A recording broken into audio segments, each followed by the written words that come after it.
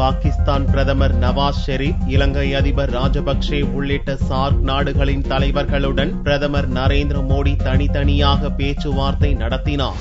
தன்னுடைய பதவியேற்பு விழாவுக்கு வந்த தெற்காசிய நாடுகளின் தலைவர்களை செவ்வாயன்று டெல்லியில் உள்ள ஹைதராபாத் ஹவுஸில் பிரதமர் மோடி சந்தித்து பேசினார். ஆப்கானிஸ்தான் அதிபர் ஹமீத் கர்சாயை சந்தித்து இருநாட்டு ஒத்துழைப்பு குறித்து பேசிய மோடி, அண்மையில் ஆப்கானில் இந்திய துணை தூதரகம் மீது நடந்த பயங்கரவாத தாக்குதல் குறித்தும் விவாதித்தார். அதைத் தொடர்ந்து இலங்கை அதிபர் ராஜபக்சேயை சந்தித்த பிரதமர் நரேந்திர மோடி இலங்கை தமிழர் பிரச்சினை குறித்து பேசினார். தமிழக மீனவர்கள் இலங்கை கடற்படையால் தொடர்ந்து கைது செய்யப்படுவது குறித்தும் பேசிய இருநாட்டு தலைவர்களும் இருநாட்டு மீனவர் பேச்சுவார்த்தையை முன்னெடுத்துச் செல்வது என்று ஒப்புக்கொண்டனர். பிறகு ஹைதராபாத் இல்லத்துக்கு வந்த பாகிஸ்தான் பிரதமர் நவாஸ் ஷெரீப்பை பிரதமர் நரேந்திர மோடி கைகுலுக்க வரவேற்று அழைத்துச் சென்றார். 50 நிமிடங்களுக்கு நீடித்த இந்த சந்திப்பின் போது வெளியுறவுத்துறை அமைச்சர் சுஷ்மா சுவராஜ், வெளியுறவு செயலர் சுஜாதா சிங் ஆகியோரும் உடன் இருந்தனர். 2008ஆம் ஆண்டு மும்பை தாக்குதல் வழக்கு விசாரணை பாகிஸ்தானில் மந்தகதியில் நடப்பது குறித்து மோடி கவலை தெரிவித்ததோடு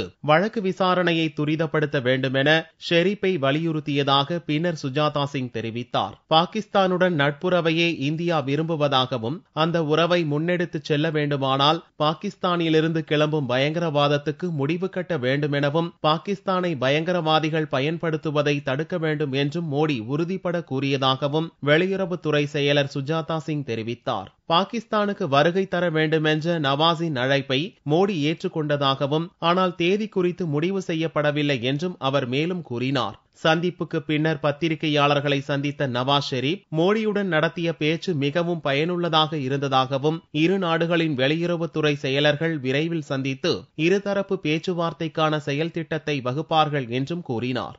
Today I had a good and constructive meeting with Prime Minister Modi this afternoon. I stressed to the Prime Minister that we have a common agenda of development and economic revival, which is not possible to achieve without peace and stability in the region.